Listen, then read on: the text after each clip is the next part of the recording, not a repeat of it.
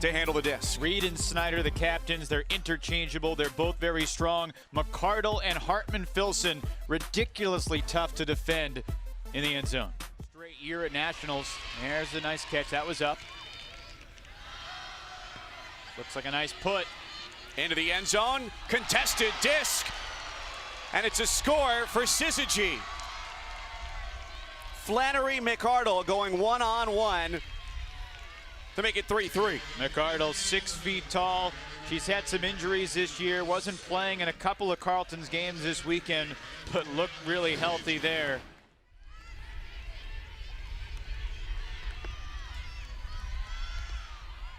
Quick movement and a strong fake there by Snyder.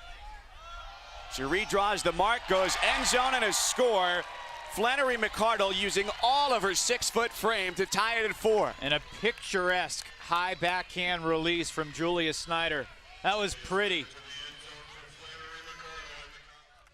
They've got the mojo. They've got the wind at their back. Long heave downfield, that's up, and it's intercepted. McArdle, what an incredible play, reaching over the top of Frankie. Go back downfield, and you see that takeaway. 6 feet tall, she uses every part of that frame. She hardly even had to leap to grab it, because those are two of the top players from both sides that just dropped the disc. And this is really the first rain of the weekend. And that huck slapped down. And that was with the wind supporting the throw. Smart, patient swing, no rush. You can continue to reset. There's that inside-out flick.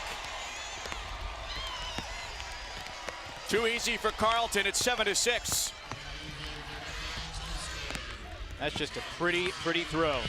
Flannery McArdle was hanging out in the back of the end zone. She gives them a 1-score lead with her 3rd goal of the game. Got 3 in the end zone. Reed cutting in makes it 4. Flick, it's in.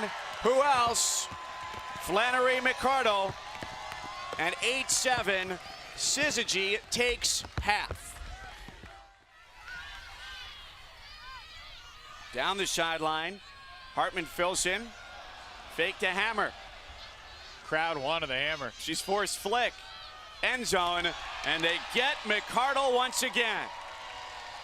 McArdle with a catch, that's great.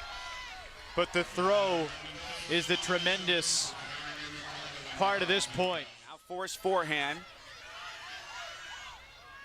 Carleton up by 1 on the doorstep, and they're in for the score again. Flannery McArdle continues to find ways to get open. Yeah, that was the throw before the throw of the score.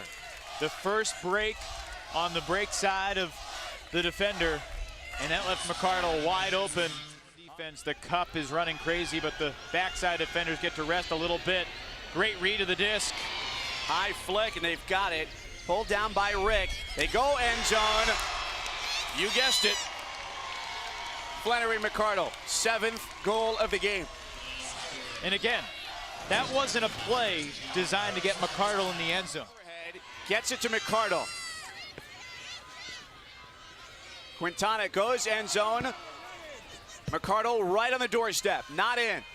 She flings it, Reed is there. And Carleton scores on what you said is the may have been straddling the end zone. It wasn't called in, but the overhead, the high release backhand here to Anna Reed. Reed over the middle, Snyder. She's forced home. They go to McArdle. She's on the doorstep, wasn't in. McArdle, who's scored 7 times, will try and distribute here right on the goal line. Fever needs an aggressive mark. A dump back to McArdle, and it's Carleton headed to the finals tomorrow against Oregon.